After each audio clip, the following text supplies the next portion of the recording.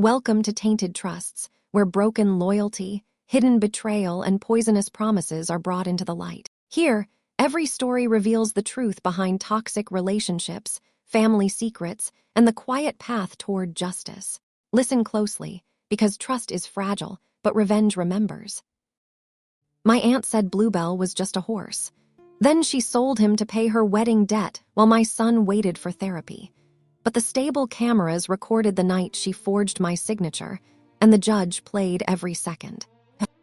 The morning my son found the empty stall, he did not cry at first. That is how I knew the damage had gone deeper than fear. Noah was 10 years old, all sharp knees and careful eyes, and he had cried easily before the accident.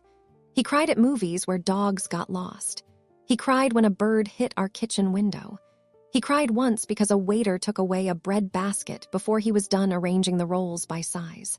After the accident, tears became harder for him. His body had learned that pain could arrive without warning, that adults could say you are safe while machines screamed around you.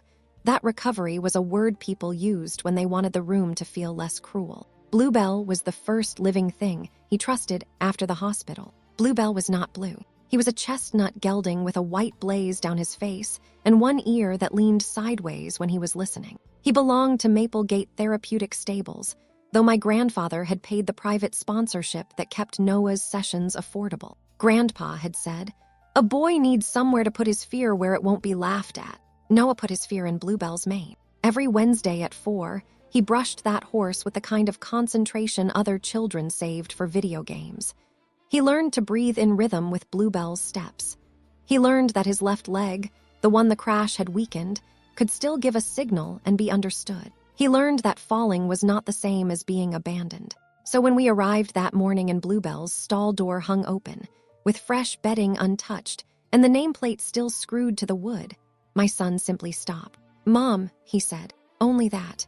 The stable manager, Helen Price, came down the aisle too quickly. Her face told me something before her mouth had the chance. "Rachel," she said, "I've been trying to call you." My hand tightened on Noah's shoulder. "Where is he?" Helen looked at Noah, then at me. "He was picked up late last night." The stable seemed to tilt. A horse snorted somewhere behind us.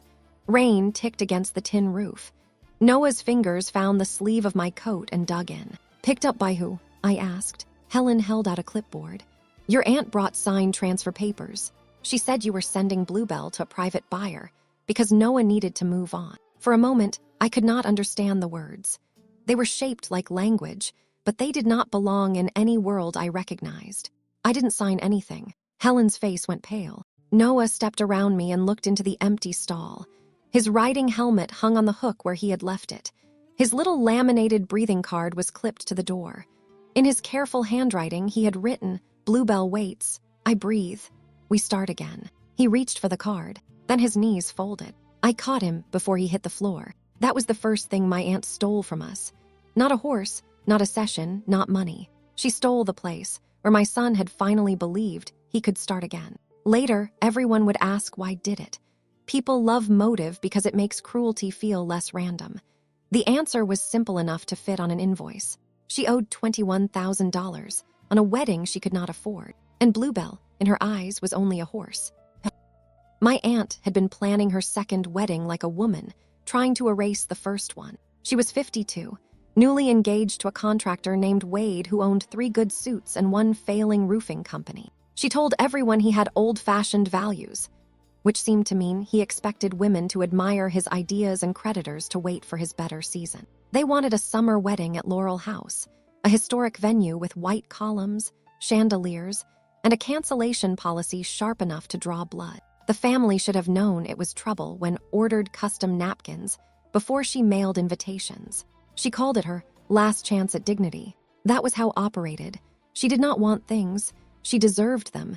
She did not ask for help. She announced that a decent family would provide it. If anyone hesitated, she pressed a hand to her throat and became the wounded matriarch of a tragedy nobody else remembered auditioning for. My mother, her older sister, had spent a lifetime apologizing for before even arrived. "She feels things deeply," Mom would say, as if depth excused the mess left behind. Grandpa used to call it what it was. Your aunt learned young that tears are cheaper than rent. Hated him for that. When Grandpa died, his will was simple. The house went to Mom. His truck went to my brother, Mason. A small savings account went to me with instructions to use it for Noah's therapy and whatever made life softer after the accident. The letter he left me was more valuable than the money. If anyone tries to tell you healing is too expensive, remember that cruelty always finds funding. Received his old piano because she had taken lessons as a girl and once told him it was the only thing from childhood that still loved her. She sold it in 6 days. By spring, her wedding bills had become a family weather system. Every conversation bent around them. The florist needed a deposit. The photographer wanted payment. Wade's cousin had promised to cover the bar and vanished. Started saying things like, "It must be nice to have Grandpa's money sitting around while some of us are still trying to build a life." I told her the money was for Noah. She looked toward my son, who was reading on the couch with one hand resting over the scar above his knee. "I know," she said softly, "but he isn't dying, Rachel." The room went silent. My mother whispered, began to cry. "I only meant we all have needs." That was the family pattern. Cut, bled on command, everyone else cleaned the floor. Noah never liked her. He once told me she smiled too late, after she already knew people were watching. Children who have spent time in hospitals become experts in adult faces. They know the difference between concern and performance. 3 weeks before Bluebell disappeared, came to Maple Gate with us. She wore white jeans to a stable and complained about the smell. She watched Noah brush Bluebell's neck, watched my son lean his forehead against the horse and breathe through a tremor, and said, "So how much does a horse like that cost?" Helen answered before I could. "Bluebell isn't for sale." Smiled. "Everything is, if the owner is practical." I should have heard the door opening then. I should have locked every paper with Noah's name on it. But family has a way of making danger sound like rudeness until it is already in your house holding a pen. The accident happened on a road. We drove every week. That detail haunted Noah. If it had been a strange highway, a storm, a drunk driver swerving across lanes, maybe he could have stored it in the part of the mind reserved for disasters.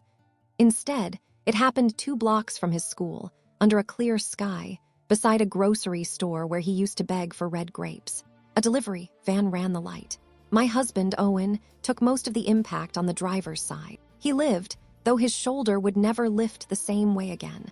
I had a concussion, broken ribs, and a memory full of holes. Noah had a fractured femur, nerve damage, and a new silence that made doctors lower their voices around us. For months after, he would not ride in the back seat. He would not sit near windows. He flinched at brakes. At night, he woke with his hands clawed into the sheets, whispering, "Stop, stop, stop," before he knew where he was. Physical therapy helped his leg. Counseling helped the nightmares in the way a flashlight helps a forest. It showed us the shapes. It did not remove them. Then Grandpa took us to Maple Gate. At first, Noah refused to leave the car. Grandpa stood outside in his brown jacket and pretended not to see the tears on my face. "Tell him," he said, "that the horse doesn't need him to be brave. The horse only needs him to be honest." Noah heard that. He opened the door. Bluebell was in the round pen with Helen, walking slowly as if time itself had become gentle. He did not crowd Noah. He did not toss his head. He simply stood at the fence and breathed. Noah watched him for 7 minutes. Then he said, "He's not asking me questions." "No," Helen said. "He's waiting." That became everything. Bluebell waits. When Noah's legs shook mounting the ramp, Bluebell waited. When Noah froze halfway through a session because a truck backfired on the road, Bluebell waited. When Noah got angry and threw the brush into the straw, Bluebell waited. My son apologized with both hands buried in the horse's mane, and Bluebell accepted it without turning apology into debt. Adults should learn that from animals. Grandpa came to 3 sessions before he died. The last time, he sat beside me on the bench outside the arena, his cane across his knees. "He looks taller up there," he said. "He feels taller." Grandpa nodded. "Good. People will try to make that boy small because pain makes them uncomfortable. Don't let them." I thought about that the morning Bluebell vanished.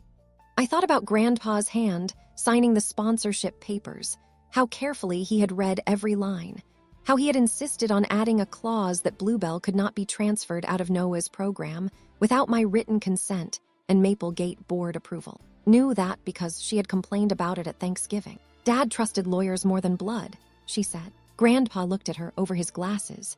Lawyers write down what blood pretends it never promised. Laughed like it was a joke. It was not. When Helen showed me the transfer form, the fake signature sat at the bottom in blue ink. Rachel. My name almost right. The R too narrow. The final S lifted like a hook. Had Christmas cards, school permission slips, maybe the note I once left on Mom's fridge. She had studied the shape of me enough to steal from my son. Noah stared at that signature, then at me. You said he waits, he whispered. I knelt in the straw. He does. But he's gone. The truth broke my mouth before it left. Then we bring him back. Did not act guilty when I called her. That was the first thing that frightened me after the shock settled. A guilty person might dodge, cry, swear there had been a misunderstanding. Answered on the second ring, cheerful and breathless, with music playing behind her. Rachel, darling, I'm at the caterer. Can this wait? You took Bluebell. The music seemed to dim. Not because it stopped. Because my entire body sharpened around the silence on her end. Then she sighed. Oh, honey. 2 words, soft as a blanket thrown over a crime. Where is he? I did what should have been done months ago. My throat closed. Where's my son's therapy horse? He was never your horse. He was under Noah's therapy sponsorship. He was an expensive crutch, said, and you were too emotional to make a rational decision. I remember staring at the stable office wall, where a photo of Noah and Bluebell had been pinned beside other writers. Noah wore his helmet crooked. Bluebell's sideways ear was tilted toward him. I wanted to reach through the paper and pull my son back into that moment before touched it. You forged my signature. Be careful, she said. That was the first time her voice dropped its costume. What did you say? I said be careful. Accusing family of crimes because you don't like their decisions can have consequences. Helen stood beside me listening. Her jaw tightened. What buyer? I asked. Laughed once. You always think details make you powerful. Tell me where he is. He's with people who can afford him. The line went dead. 20 minutes later, arrived at Maple Gate in a cream coat and red lipstick, carrying a folder like a shield. Wade waited in the parking lot in his truck with the engine running. Helen met her at the office door. You are not welcome here. I am a concerned family member. You are a trespasser if you don't leave. Looked past her at me. Rachel, this has gone far enough. You're scaring Noah. That was her gift. Taking the wound and assigning it to the person bleeding. I held out my hand. Give me the buyer's name. She opened the folder and slid out copies of the transfer form, a bill of sale, and a veterinary release. They're legitimate documents, she said loudly enough for 2 stable volunteers to hear. I understand this is emotional, but Bluebell had become a psychological dependency. I consulted with professionals. What professionals? Helen asked. Ignored her. The bill of sale listed a livestock broker named Martin Vale. Sale price, $24,000. My stomach turned. Unpaid venue balance, according to my cousin Tessa's accidental group text, was $21,400. Where is the money? I asked. His eyes flickered. What a disgusting question. What a disgusting answer. Her face hardened. You always thought Grandpa loved you more because he threw money at your problems. No, I said. I thought he loved, know enough to protect him from people like you. For the first time, looked truly angry. She stepped closer. You don't know what it is to have one day in your life be about you. I almost laughed. My son was in the tack room with Owen, shaking so hard he could not hold his water bottle, and my aunt had turned the theft into her need to be celebrated. Helen reached for the papers, pulled them back. These are copies. My attorney has the originals. Good, Helen said. Then he can bring them to court. Smiled again, but now the smile sat wrong. By then, she said, the horse will be long gone. She should not have said that, because Helen's eyes shifted, just once, toward the black dome camera above the office door, and, for all her talent, had never learned to notice anything that was not looking directly at her. Maple Gate did not advertise its cameras. That was deliberate. Helen said cameras changed how people behaved around horses, and she preferred to know who people were when they thought only animals were watching. There was one above the office door, one facing the medication room, one covering the trailer gate, and one tucked above the tack room after a boarder's saddle disappeared the year before. Knew about the office camera. Everyone did. She had performed beneath it that afternoon, all wounded dignity and legal folder. She did not know about the one above the tack room. Helen locked the office door, lowered the blinds, and pulled up the security archive on an old desktop that groaned like it resented justice. Owen stood behind Noah's chair with both hands on our son's shoulders. Noah had asked to stay. I wanted to send him home. He looked at the empty stall and said, "I need to know if he was scared." No mother wants to allow that sentence into a child's mouth. But hiding truth had become weapon. I would not borrow it. Helen entered the password. The screen divided into 4 angles. At 10:43 the night before, Wade's truck rolled through the side gate with its headlights off. Climbed out first. She wore jeans, boots, and the cream coat she later wore to confront us. Her hair was pinned under a scarf. Wade opened a horse trailer I had never seen before, rusted at the corners but freshly bedded inside. A third man stepped down from the passenger seat.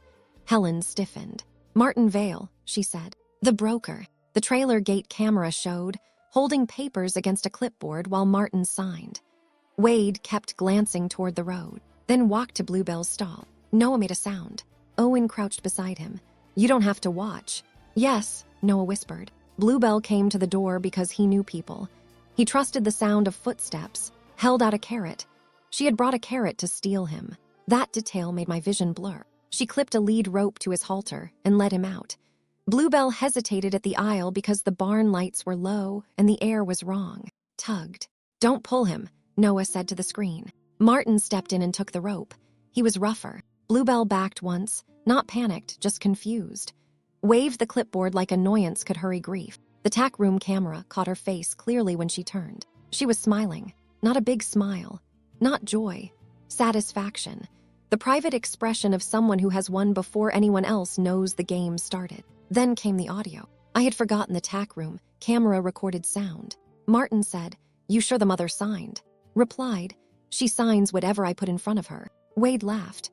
Martin said, "Horse has restrictions in the file." Snapped, "I handled the file." A minute later, Wade asked, "How fast can we get paid?" Martin said, "Auction wire clears Monday if no one contests." Looked toward Bluebell's stall. "No one will. Rachel hates conflict, and the boy will get over it." The boy. My son. Noah stood. His face had gone white, but his voice was steady in a way that scared me more than tears. "I won't." Helen paused the video. On the screen, his hand was frozen midair, gripping the forged papers. Behind her, Bluebell's one crooked ear leaned toward the sound of the trailer. Helen picked up her phone. "Rachel," she said, "we are calling the sheriff now." By noon, the family had already chosen a version. I learned that from my cousin Tessa, who called crying before I had even spoken to the sheriff. Tessa was daughter, 26, exhausted, and loyal in the way children of dramatic mothers often become loyal. Not because they believe everything, but because disbelief has always been punished. "Mom says you're trying to ruin the wedding," she whispered. She sold Noah's therapy horse. Tessa went quiet. She said Bluebell was retired. He was loaded into a trailer at night. She said you signed. She forged my name. Another silence. In the background, I could hear his voice rising, gathering relatives like kindling. Tessa said, "Aunt says maybe you did sign and forgot because of stress." My own mother. The words hit harder than I expected. Mom had watched Noah learn to walk without dragging his foot. She had sat beside me through surgeries. She had fed Bluebell peppermints from her purse and called him the gentle gentleman, but was her little sister. And in my family, history outranked evidence until evidence became too embarrassing to ignore. I didn't forget. "I know," Tessa said quickly, too quickly. "Do you?" She started crying harder. "I don't know what I know anymore." That was real inheritance. Confusion. Within hours, messages arrived. "Your aunt made a hard call. Therapy animals shouldn't replace real healing. Don't involve police over a family misunderstanding. Think about Tessa's wedding pictures." That last one made me laugh so violently, I scared Owen. He found me in the laundry room with my phone in one hand and Bluebell's extra grooming brush in the other. I had taken it from Noah's therapy bag without realizing. My body wanted something of Bluebell's to hold. Owen closed the door behind him. "Sheriff is sending someone to take the video." "Good." Martin Vale's auction yard is 2 counties over. "Good." "Rachel." I looked at him. His face softened. "You don't have to be composed." That broke me. For years, I had been the composed one. During the hospital calls, during insurance appeals, during family dinners where implied Noah's trauma was my parenting failure. Composure had become the rent I paid to be believed. I sat on the dryer and cried into the blue brush. Owen stood in front of me, not touching until I reached for him. What if we can't get him back? I asked. We will. You don't know that. No, he said, but I know what we won't do. What? Let them turn this into a debate about your tone. That night, my mother came over. She did not knock. She used the key I had forgotten she had. Noah was asleep on the couch because he would not go upstairs alone. His helmet lay on the coffee table beside the breathing card from Bluebell's stall. Mom looked at him, then at me. Your aunt is hysterical. My son is sedated. She says the sheriff came to Laurel House. Good. Rachel, please. You know, she acts before she thinks, but she loves family. I walked to the key bowl and removed her spare. Mom watched my hand close around it. What are you doing? Ending open access. Her eyes filled. A family talent. You would punish me for trying to keep peace. I looked at my sleeping child, who had spent the evening whispering Bluebell waits until exhaustion took him. No, I said. I'm punishing peace for costing too much. After she left, I found 3 voicemail messages from relatives who had not visited Noah once after the crash. They spoke as if distance made them wise. One said had always been impulsive, but never malicious. Another said a boy should not be taught to rely on animals more than people. A third said Grandpa would have hated seeing sisters divided by money. I deleted that one twice in my head before deleting it from the phone. Grandpa had not divided us. He had named the fault line. Had spent years building her house on top of it and calling anyone who noticed dramatic. The difference now was that my son had fallen through. Owen took my phone and placed it in a drawer. Tonight, he said, they can talk to each other. What if that makes it worse? They already chose a story before they heard ours. Let them sit with the one they wanted. Upstairs, Noah called out in his sleep. I went to him and found his hand searching the blanket for reins that were not there. I sat beside him until his breathing settled. In the dark, I understood something I had been too tired to admit. Bringing Bluebell back would not bring back the morning before the empty stall. Martin Vale's auction yard smelled like wet hay, diesel, and transactions. Sheriff met us at the gate with 2 deputies and a warrant that looked too thin for what it carried. Helen came too, because ownership records and therapy sponsorship contracts made her necessary. Noah stayed home with Owen's sister, though he made me promise to call the moment I saw Bluebell. Tell him I'm not mad, Noah said. At Bluebell, he nodded, ashamed of needing to ask. I crouched in front of him. Bluebell didn't leave you, people took him. He touched the breathing card in his pocket. People can take what waits. I had no clean answer. Martin Vale came out of a metal office chewing gum and wearing a hat that had once been white. He looked at the sheriff, then at me, then at Helen, and decided Helen was the most dangerous person there. Horse came with papers, he said before anyone asked. Sheriff removed his sunglasses. Morning to you too. Martin spat his gum into the gravel. I run a legitimate operation. Helen said, then you won't mind showing us Bluebell. Martin's jaw worked. He shipped out. My chest tightened. To where? Private buyer. What buyer? He looked at the sheriff, lifted the warrant. Martin took us inside. The office was cluttered with feed invoices, calendars of horses posed like sports cars, and a whiteboard listing lot numbers. Bluebell's name was not on it.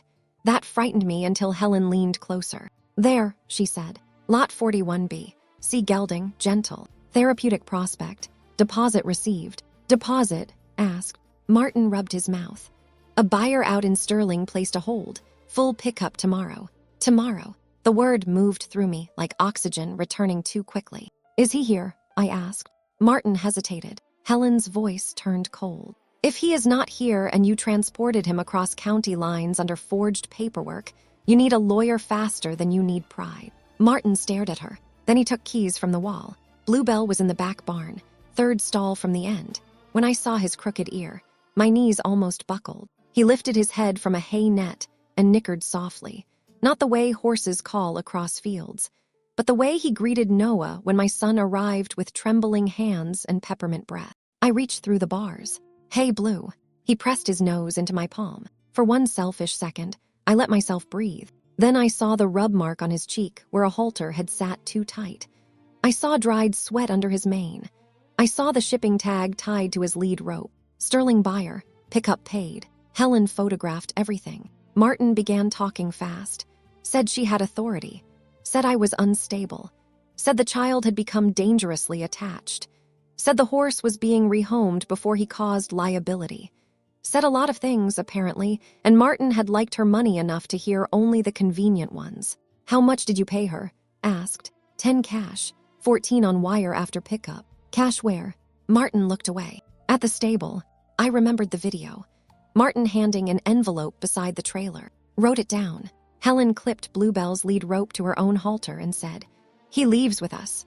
Martin objected, smiled without warmth. "Sir, this is the gentle version." 40 minutes later, Bluebell stepped off the trailer at Maple Gate. Noah was not there to see it. I had promised myself I would not call until everything was legal, signed, and locked. But as Bluebell walked into his stall, he turned his head toward the aisle like he expected a small boy with a crooked helmet. Helen wiped her eyes with her sleeve. "He's waiting," she said. Noah did not run to Bluebell. People imagine reunions as movement. Arms flying open, tears, music swelling in the background. Trauma does not move like that. Trauma checks the floor before it steps. It asks whether the good thing is real enough to survive touching. When I brought Noah to Maple Gate that evening, he stood at the end of the aisle with his shoulders up around his ears. Bluebell looked out from his stall, his crooked ear tilted. Noah made a sound that was almost his name for the horse, but it got caught behind his teeth. Helen stood beside the stall door. "He's been waiting for you." Noah shook his head once. "He left." "No," I said softly. "He was taken." My son stared at the horse. "He got on the trailer. He was led. He didn't fight." I understood then. Noah had watched the footage and seen obedience as choice. He had seen Bluebell walk where people guided him and thought perhaps everything gentle could be persuaded to abandon him. Owen knelt beside him. "Buddy," Bluebell trusted the adults around him. "That's not the same as wanting to leave." Noah's mouth tightened. I trusted Aunt.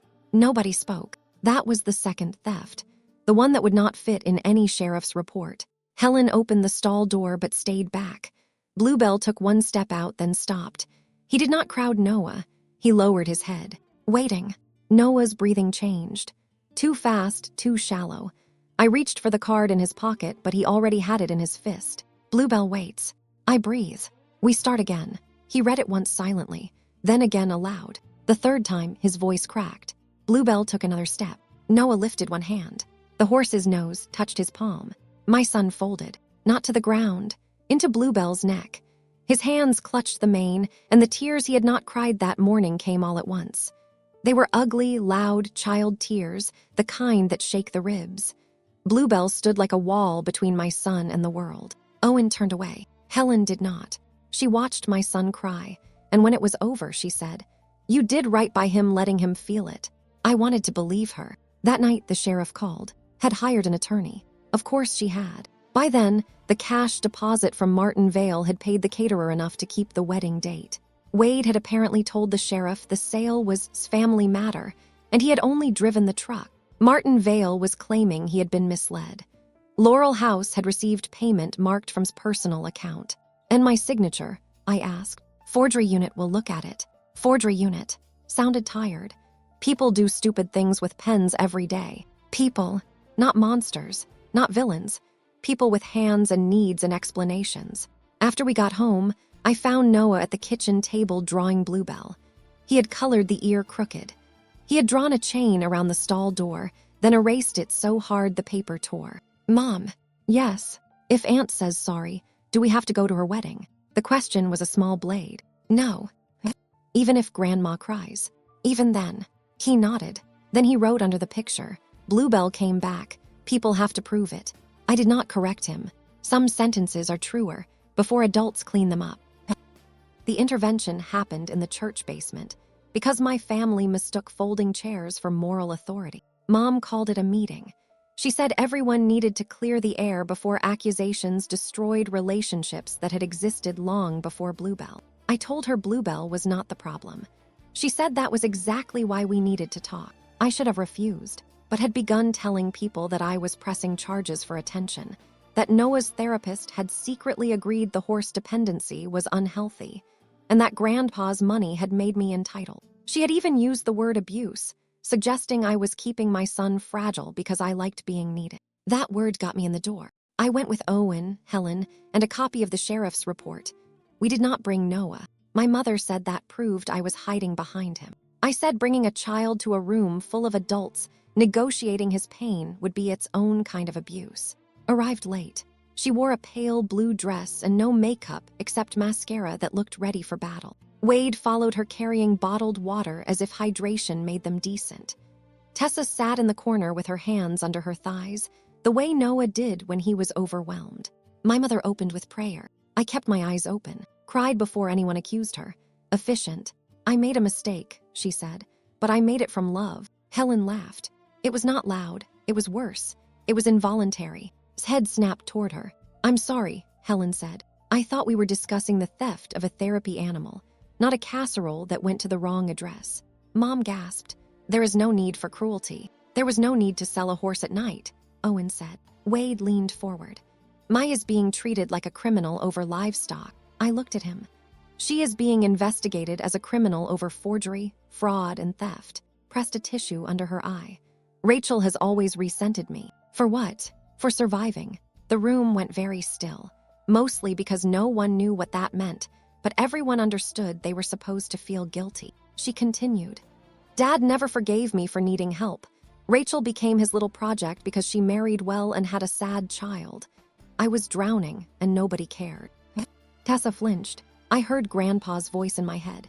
Tears are cheaper than rent. You stole from Noah. I made a hard decision about an animal. You forged my signature. I signed on your behalf because you were not thinking clearly. Helen opened her folder. No, you Rachel's signature on a restricted transfer form while accepting $10,000 in cash from Martin Vale. His tears paused. Mom looked from Helen to me. 10,000. I realized then that had not told her about the cash. Wade shifted in his chair. Owen said, ask her where it went. No one moved. His face changed. Not dramatically. The softness drained out. You want to humiliate me? No, I said. I want you to stop confusing exposure with humiliation. Tessa stood suddenly. Did you pay Laurel House with it? Did not answer. That was the third silence that changed everything. Tessa covered her mouth and walked out. Started after her. Helen stepped into the aisle. We're not done. Looked at her with real hatred. You stable people think animals are children. No, Helen said. We think children are children. That's why we don't sell what helps them breathe. The church basement fell quiet enough to hear the fluorescent lights hum. For the first time, my mother did not defend her sister. She just stared at the empty doorway where Tessa had gone. Tessa came to my house at 11:18 that night. I know the exact time because I was awake, sitting at the kitchen table with court forms, stable contracts, and Noah's school accommodation plan spread out like proof that our life had become paperwork. Owen was upstairs trying to sleep. Noah had finally fallen asleep after asking 3 times whether Bluebell's stall was locked. The doorbell rang. Tessa stood on the porch in a sweatshirt over the blue dress she had worn to the church basement. Her mascara had run in 2 dark lines. She held a white bakery box. I didn't know what to bring, she said. Mom always brings food when she wants people to forgive her, and I hate that, but I still brought cake. I opened the door. She sat at the kitchen table and did not touch the tea I made. For a long time, she stared at the papers. She said it was temporary, Tessa finally whispered. What was? The money. She said she borrowed against something you wouldn't miss for a few weeks. I felt the air leave my lungs. She told you. Not all of it. I heard her and Wade fighting after the florist threatened to cancel. Wade said they should scale down. Mom said she would not be humiliated in front of people who had spent her whole life waiting for her to fail. That sounded like every consequence was an audience. Tessa opened the bakery box. Inside was a small sample cake with sugar flowers crushed against one side. She paid the final venue balance the morning after Bluebell was taken. Then she told me a client from Wade's roofing business came through. Did you believe her? Tessa closed the lid. I wanted to. There it was, the family disease spoken plainly. She reached into her purse and pulled out a folded piece of paper. I found this in her wedding binder. It was a printed email from Martin Vale. Per discussion, therapeutic gelding, chestnut, maple gate pickup, transfer forms to be provided by seller. Cash deposit due at pickup. Wire balance following auction release. At the bottom had written in red pen, use Rachel form, practice before Friday. My name sat there like an instruction for violence. Tessa covered her face. I'm sorry. I looked at my cousin, who had spent her whole life orbiting a woman who could make oxygen feel conditional. I wanted to be angry at her. Part of me was. But anger had begun to sort itself more accurately. Why bring this now? Because at the church, when you said Noah asked if he had to go to the wedding, I remembered being 12 and asking if I had to sit beside my mother after she told everyone I was difficult. Her voice broke. No one said no for me. I looked toward the stairs. I'm sorry. Tessa wiped her face. I'll give it to the sheriff, and I'll testify if they need me. That will cost you. She laughed once. The wedding's already dead. I just don't think Mom knows it yet. The next morning, Tessa sent the email to sheriff and to attorney. By noon, Laurel House paused the wedding contract, pending a fraud investigation into the payment source. By 2, Wade's roofing creditors had found out there might be cash. By 3, had called me 12 times. At 4, Mom texted, "What your cousin did was brave." I stared at the message for a full minute. Then another came through. What I did was not. I did not answer. Some apologies need to sit in the room alone before they ask for witnesses. Wade broke before did. Men like Wade often do. They enjoy the drama when it funds them, but they do not enjoy being asked to carry it. Once Sheriff interviewed him separately, away from oxygen, his loyalty developed cracks so wide even he could see through them. According to the statement his attorney later shared, Wade had not known the signature was forged. According to the stable camera, Wade had laughed when Martin Vale questioned it. Both could be true in the cowardly way people define knowledge. Wade had not asked, because not asking kept his hands clean enough to eat cake with. His version was simple. Told him the horse sponsorship belonged partly to the family estate. Told him Rachel was too attached to make practical decisions. Told him Noah's therapist had recommended reducing animal dependency. Told him Grandpa had owed her anyway. Told him many things, and Wade had translated them into free money for a wedding I could not pay for. Then Wade gave Sheriff the detail had hidden. There was a second buyer. Martin Vale was not going to auction Bluebell publicly. He had arranged a private sale to a ranch program 3 states away, where Bluebell's therapy training would make him valuable. The $24,000 was only the first payment.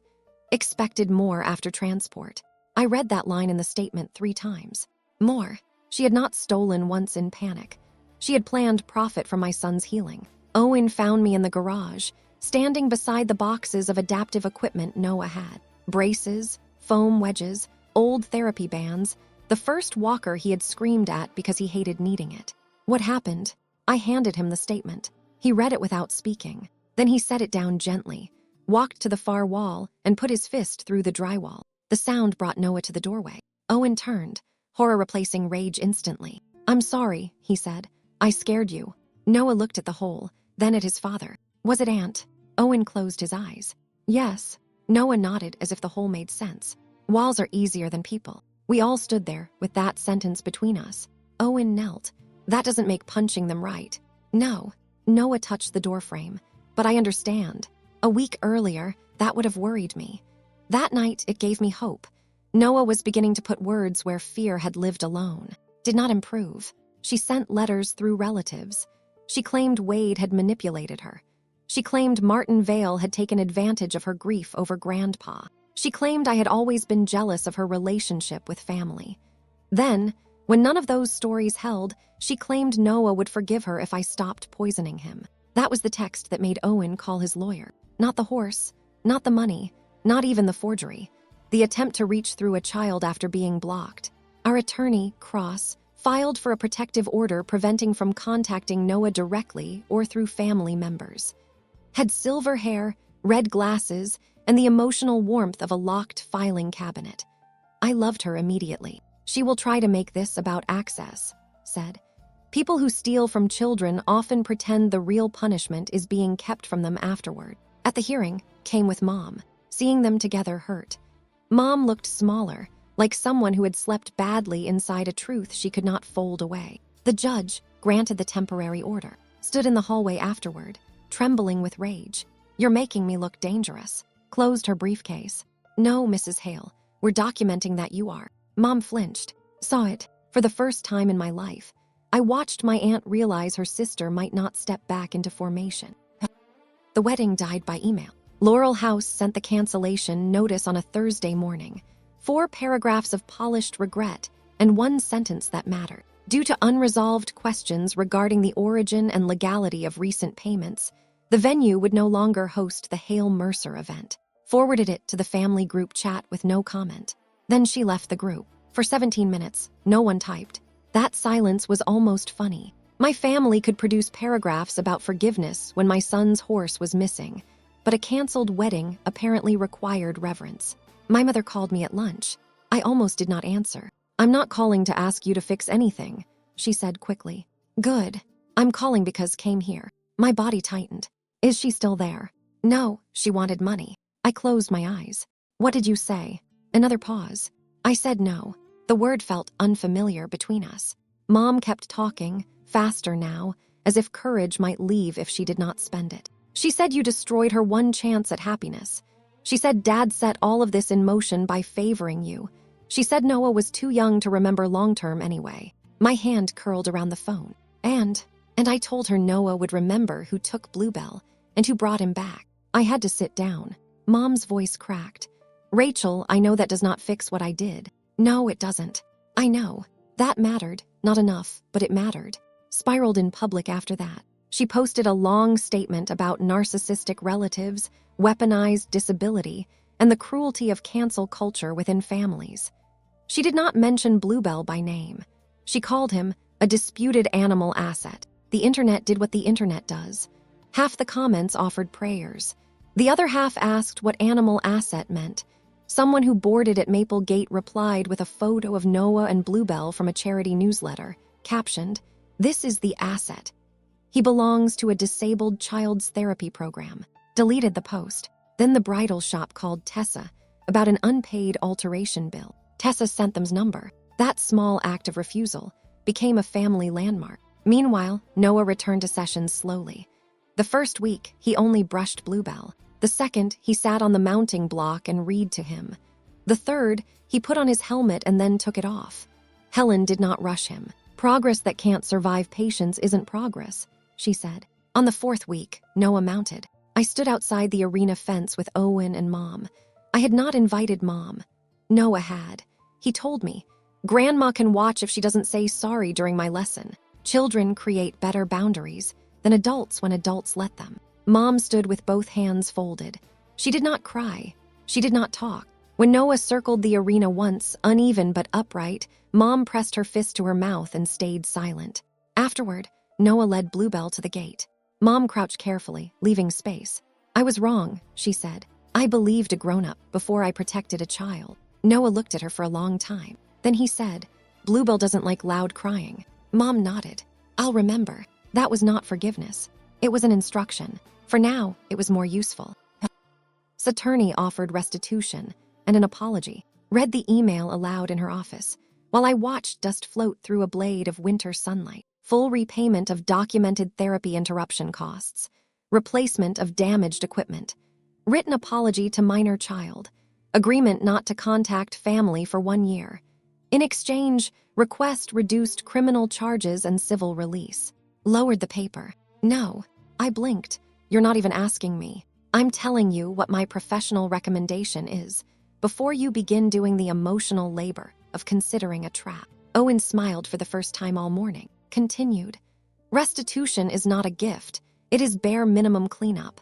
An apology letter to Noah gives her a way to enter his room on paper. A 1-year no-contact agreement is a timer. And a civil release would prevent you from pursuing long-term therapy damages if Noah regresses later." I loved her more, so we refused. Responded by requesting mediation. Refused that too. "She wants a room where facial expressions count as evidence," she said. The criminal case moved forward. Forgery, fraudulent transfer, theft by deception, conspiracy with Wade and Martin Vale. The animal law charge was more complicated because Bluebell's legal status was tied to the stable sponsorship, not ownership by Noah directly, but the prosecutor included interference with a therapeutic program. Even the phrase felt clinical beside my son's face. Took the stand at a preliminary hearing. That was a mistake. She wore navy, pearls, and the expression of a woman disappointed in the world for making her explain herself. Her attorney guided her through the prepared story. She believed she had authority. She was concerned about Noah's dependency. She intended to place Bluebell somewhere safer. She did not understand the sales structure. She thought payment was a reimbursement of family expenses. Then the prosecutor played the tack room clip. His voice filled the courtroom. Rachel hates conflict, and the boy will get over it. I felt Noah's hand tighten in mine. We had debated bringing him. Said children should not be shields, but they could be witnesses to their own lives if supported. Noah wanted to attend only that hearing, only to hear whether told the truth. He sat between Owen and me, breathing through his card. On the stand, his face changed when she heard herself. Not guilt. Calculation interrupted. The prosecutor asked, "Who is the boy?" Swallowed. "My great-nephew. His name, Noah." Did you believe Noah would get over the loss of Bluebell? I was speaking emotionally.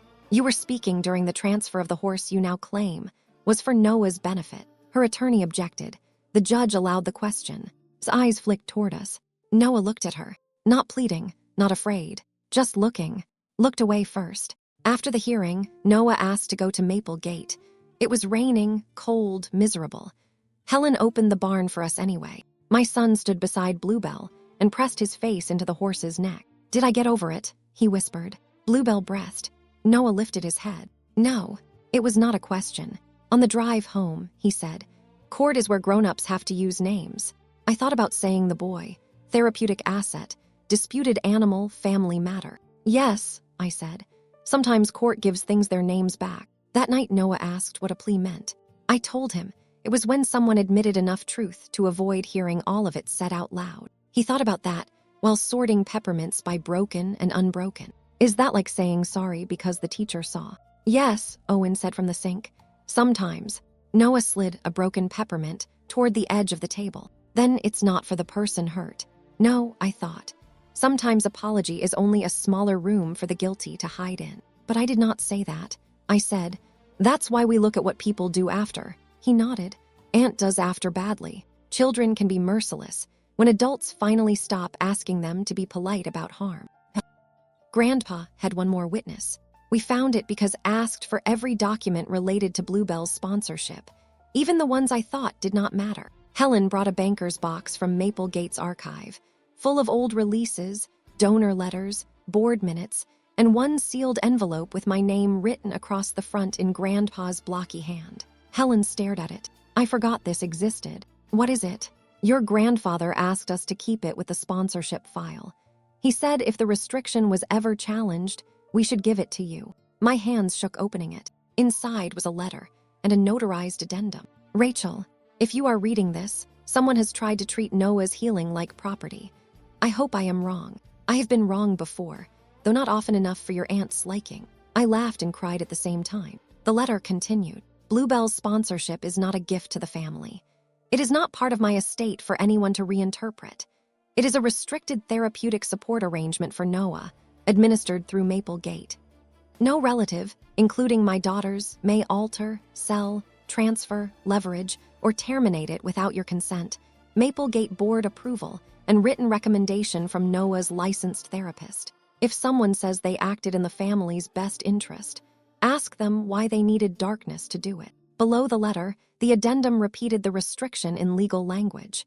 Grandpa had anticipated his favorite phrase, family interest. He had cut it off in advance.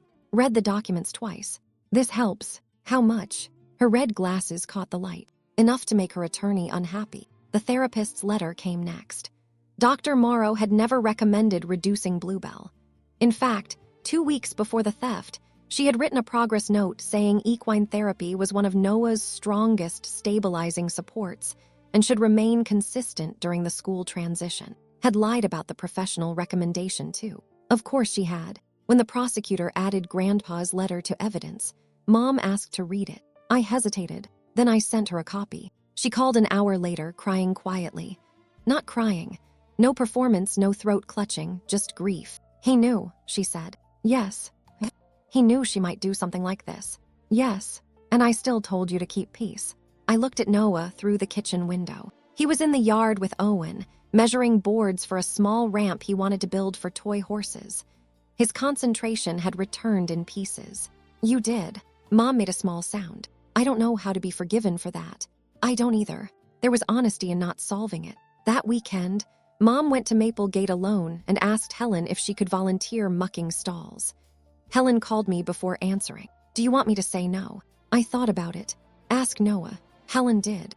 Noah said Grandma could clean stalls on Saturdays if she did not talk about or feelings in the barn. Mom accepted the terms. The first Saturday, she arrived in old jeans and boots that looked too new. She cleaned 3 stalls badly, then cleaned them again under Helen's instruction. She did not cry where Noah could see. At the end, Bluebell sniffed her pocket. Mom looked at Noah. "May I?" Noah considered. 1 peppermint, not 2, he gets pushy. Mom smiled through tears she did not release. 1. For our family, that was progress. Not redemption, not a clean slate. 1 peppermint, and the discipline to stop there. The buyer from Sterling came forward after his name leaked through court filings. His name was, and he ran a private writing program that looked respectable from the outside. Glossy website, smiling children, testimonials from parents grateful for quiet horses. He called his office insisting he had done nothing wrong, invited him to say that under oath. He became less eager. Eventually, his attorney produced emails between and Martin Vale. They were ugly in the way business language can be ugly while staying polite. Need horse before summer camp. Calm gelding preferred. Therapy background a plus. No messy sponsorship restrictions. Martin replied, seller says family situation. Papers clean. Wrote back, if restricted pass. Don't need mother drama. Mother drama. My son's life. Summarized as an inconvenience to acquisition. The next email came from his personal account. Rachel will not contest. She agrees the animal has become counterproductive. Please move quickly before the child escalates. The child printed the email and set it beside the tack room transcript. She created a medical narrative to justify a sale. What does that mean legally? It means she knew exactly which lie would make people stop asking questions. I thought of every time had called Noah fragile, dependent, too attached. She had been laying groundwork long before she stole Bluebell, not for the family, for strangers who needed to believe the theft was therapeutic. Settled fast, he agreed to testify about the email chain, paid a donation to Maplegate's restricted therapy fund, and issued a statement acknowledging Bluebell should never have been marketed or transferred. Called it practical. Helen called it damage control. Noah called it the man who wanted Bluebell like a chair. That was exactly right. Objects can be moved without betrayal. Living supports cannot. His defense began to collapse under the weight of her own explanations.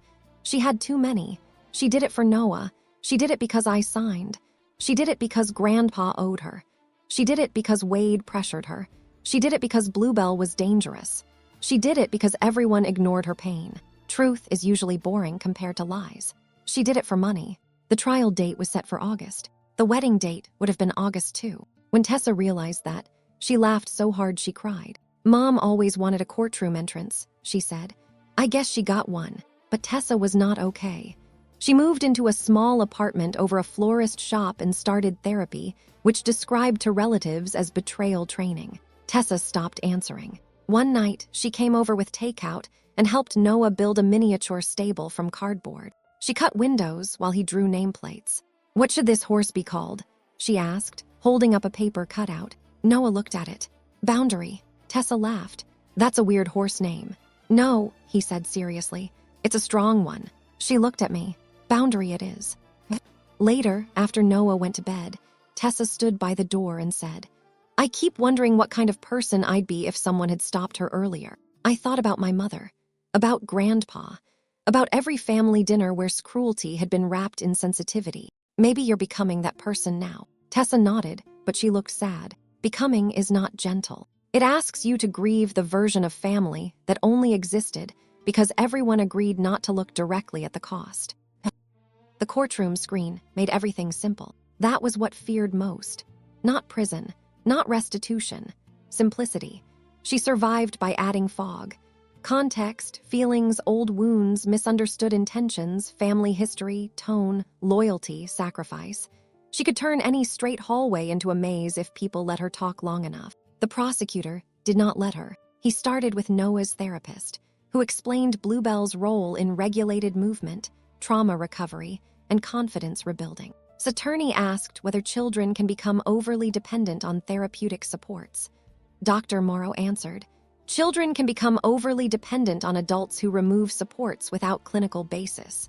Wrote that sentence down with visible satisfaction. Helen next. She described the sponsorship restriction, the board approval requirement, and Bluebell's training. She did not embellish. She did not need to. Facts, when organized, have their own rhythm. Then Martin Vale took the stand. He looked smaller without his hat. He admitted he had questioned the signature. He admitted paid him to move quickly. He admitted the sales structure included cash up front and a later wire. He admitted he ignored the restriction because said I would not contest. Stared at the table. Weighed after lunch. He tried to make himself sound like a bystander with truck keys. The prosecutor played the clip of him laughing after Martin asked if I had signed. The laughter filled the courtroom. Wade closed his eyes. Then came the screen. The tack room angle appeared first. Dark aisle, trailer lights, in her scarf. Bluebell's head emerging from the stall. Noah sat between Owen and me, both hands around his breathing card. He had chosen to be there for this part. The jury watched lead Bluebell out. They watched Martin take the rope. They heard his voice. You sure the mother signed? They heard answer. She signs whatever I put in front of her. A sound moved through the gallery. Not loud. A collective recognition. The prosecutor paused the video, with his face turned toward the camera. Mrs. Hale, he said later, when she chose to testify against advice and perhaps everyone's. Were you aware this camera recorded audio? No. That was the first fully honest thing she had said all day. He nodded. So when you said Rachel hates conflict, and the boy will get over it, you believed you were speaking privately. His lips pressed together. I was under extreme stress. From what? My wedding had become financially complicated. There it was, not grief, not Noah, not concern, complicated. The prosecutor held up Laurel House invoices, the cash deposit record, the red pen note from Tessa's binder, and Grandpa's addendum. Piece by piece, the fog burned away. When gave her civil testimony impact statement, she asked Noah if he wanted me to read his note. He nodded. I stood. My voice shook only once. Bluebell was where I put scared. Aunt sold scared. Then she said I would get over it. I did not get over it. I got him back. Those are different. The courtroom stayed still. Cried then. Maybe because the jury heard Noah. Maybe because she finally understood how bad she looked. I no longer spent energy sorting the difference. The judge called a recess. Outside the courtroom, Noah asked for water. Then he said, "Can we go to Bluebell after?" Yes. He looked back at the closed courtroom doors. Good. Court has too many chairs. For the first time all day, I laughed. During the recess, Mom found me near the vending machines. She did not try to touch me. I heard Dad in that letter, she said. So did I. I keep wondering whether he left it because he trusted you or because he didn't trust us. Both, I thought. Love and warning often share a page. What matters, I said, is that he trusted the paper more than the family performance. Mom looked toward the courtroom doors. He was right. It was the closest she had come to admitting that was not a storm that happened to us. She was whether we had all helped predict and then pretended was surprising. When we returned, Noah took my hand. His palm was damp, but he did not shake. I want them to hear the part where she says boy, he whispered. They will. He looked at the jury box, then the judge, then the screen. My name is Noah, he said. Not loud, not for anyone else. But I heard it, and that was enough. The verdict came back before dinner. Guilty on forgery. Guilty on theft by deception. Guilty on fraudulent transfer. Guilty on conspiracy. The jury hesitated longest on the therapeutic program interference charge, not because they doubted harm, the foreperson later told, but because the legal instructions were clumsy around what Bluebell was. In the end, guilty there too. Stood very still. People like my aunt prepare for outrage, not consequence. Outrage has movement. Consequence has paperwork. The judge set sentencing for September and ordered immediate restitution accounting. The civil case settled in principle that same week because attorney understood that a jury hearing damages would see Noah's note, Bluebell's videos, Dr. Morrow's progress reports, and Grandpa's letter. Would pay Maplegate, reimburse therapy interruption costs, cover Noah's additional counseling, and forfeit any claim to Grandpa's estate disputes she had been threatening for years. The wedding vendors joined the line of creditors. Laurel House kept its deposit. The caterer sued. Wade disappeared to his brother's place in Ohio, which everyone pretended was temporary because permanent abandonment sounds too much like accuracy. Called my mother the night after the verdict. Mom told me because she was learning not to keep secrets just because they arrived crying. She said she has nothing now, Mom said. What did you say? I said Noah had an empty stall because of her, and she should sit with that before asking people to fill anything for her. I waited, and then, Mom exhaled. Then I hung up. Some victories are not dramatic. Sometimes they are an old woman pressing the red button before the manipulation finds another doorway. Noah returned to school 2 days later with a photo of Bluebell tucked inside his binder. His teacher emailed me that he spoke during morning meeting for the first time in months. The class was discussing justice, because apparently children can turn any topic enormous if adults are brave enough not to shrink it. Noah said, "Justice is when the right person has to carry the heavy thing." I saved that email. Sentencing day was not satisfying in the way I once imagined. Received probation with strict conditions, community service outside animal or child programs, restitution, a suspended jail term, and a permanent no-contact order with Noah unless he requested contact as an adult. Wade took a plea. Martin Vale lost his broker license for a period and paid civil penalties. Stonation funded 6 therapy scholarships at Maple Gate. Was it enough? No. No consequence gives back the morning your child saw an empty stall. But enough is the wrong measure sometimes. The better question is whether the truth has somewhere official to stand. Now it did. After sentencing, turned toward me in the hallway, moved slightly in front of us, ignored her and looked at Noah. The deputy said, "Ma'am." His mouth trembled. "I hope one day you understand I was desperate." Noah looked at her from behind Owen's arm. "I do." She brightened just a little. Then he said, "That's why I'm scared of you." No one spoke. Looked as if he had slapped her. Maybe he had, in the only language she recognized. Consequence without apology. Owen led Noah outside. I followed. Behind us began a cry. For the first time in my life, I did not turn around to see who would comfort her. Maple Gate installed new locks on every stall in the therapy barn. Helen called them locks, though never in front of Noah. They required coded access after hours, camera confirmation, and 2-person authorization for any horse transport. The board changed its paperwork too. No transfer could be processed without direct confirmation from the therapy family, the stable manager, and the attending clinician. "Your aunt made us better," Helen said grimly. "I hate that sentence." "So do I." Bluebell adjusted faster than any of us. Horses live in the present better than people because they have not been taught to turn pain into identity. He had bad trailer days for a while. The first time a ramp dropped near the arena, he snorted and backed hard enough that Noah went rigid. Helen stopped the lesson. "No shame," she said to both of them. Noah slid from the saddle and stood beside Bluebell. "He remembers." "Yes. Can horses have court?" Helen considered. "Not like ours." "That's good. Maybe." Noah touched Bluebell's neck. "He doesn't need chairs." By October, Noah was writing again for full sessions. Not as before. Better would be too simple. Different. He asked more questions about where Bluebell slept, who had keys, whether the trailer gate camera worked at night. Helen answered everyone. Adults often try to calm children by saying don't worry. Helen said, "Here is the system." That helped more. Mom kept mucking stalls on Saturdays.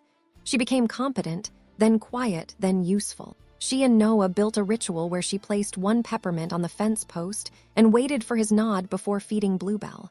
Sometimes he nodded. Sometimes he said, "Not today." She accepted both. One afternoon, I found her in the tack room staring at Grandpa's photo on the bulletin board. Maple Gate had framed his letter beside a plaque that read, "Restricted gifts protect vulnerable healing." Mom wiped her eyes before turning. "I keep thinking he warned us." He did, and I acted surprised anyway. I leaned against the door, trained us to be surprised by who she already was. Mom nodded slowly. "I don't want to be trained anymore." It was not a grand apology. It was better. Tessa visited too.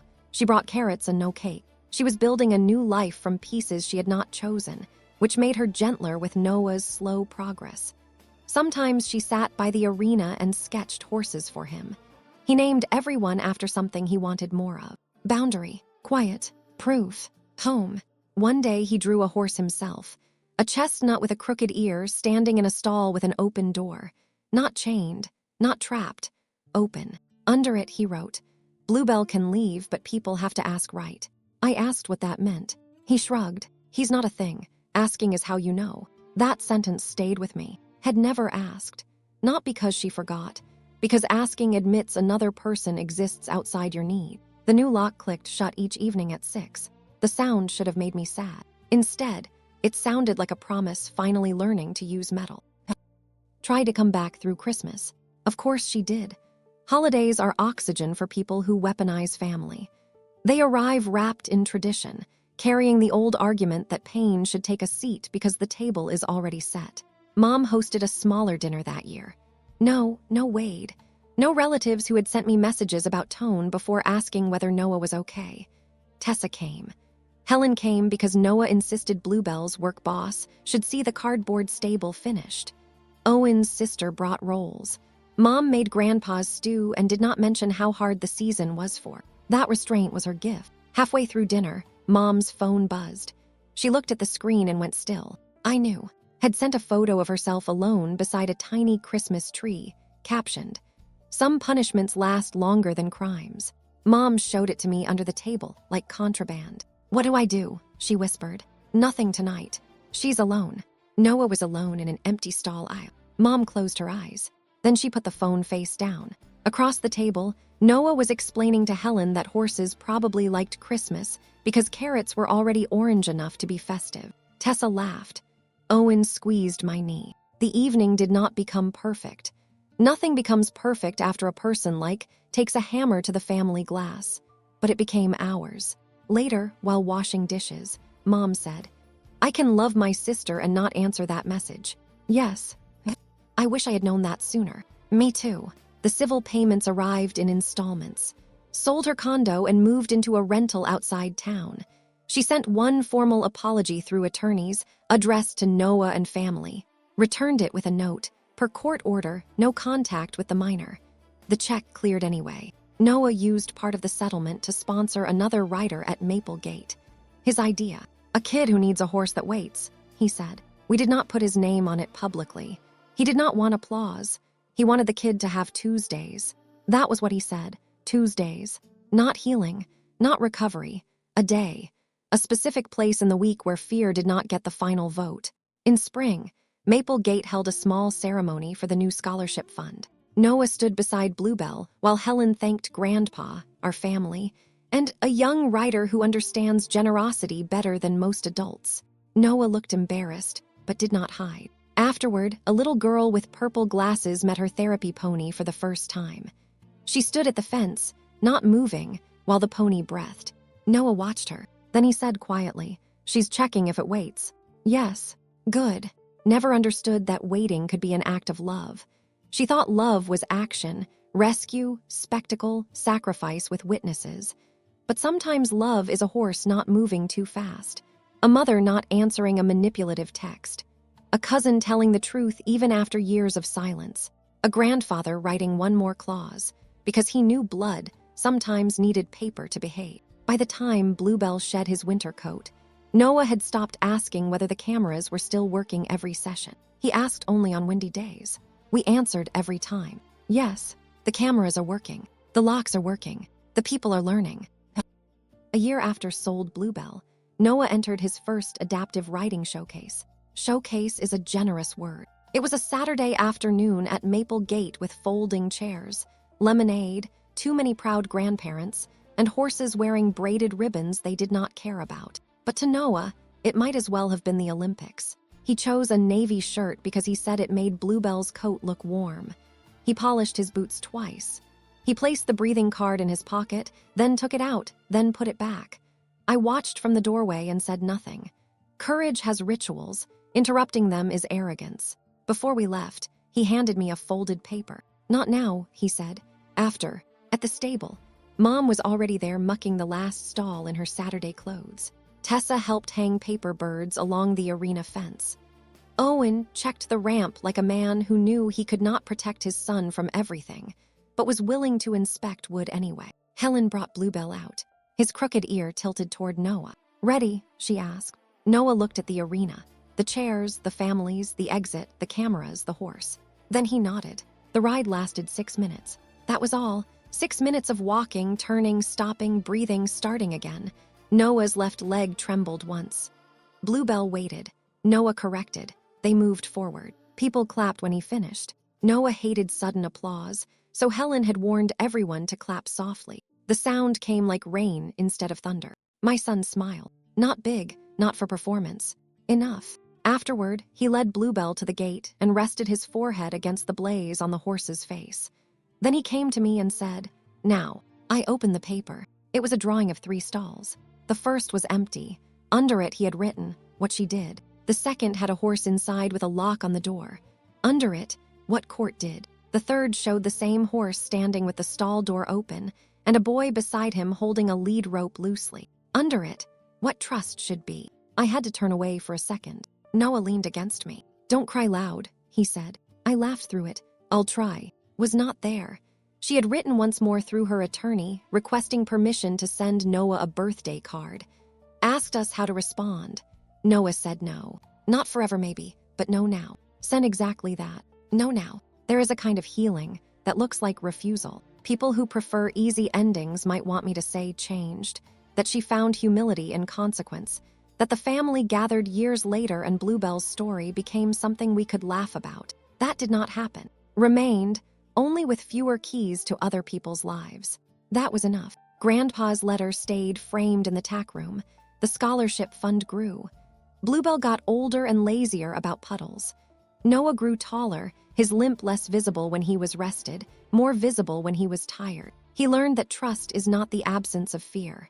It is evidence repeated over time. The camera above the tack room still blinked red at night. Sometimes, when I walked past it, I thought about how believed darkness would protect her. She forgot what Grandpa knew and what horses teach and what children deserve. The truth does not need to be loud. It only needs somewhere to wait.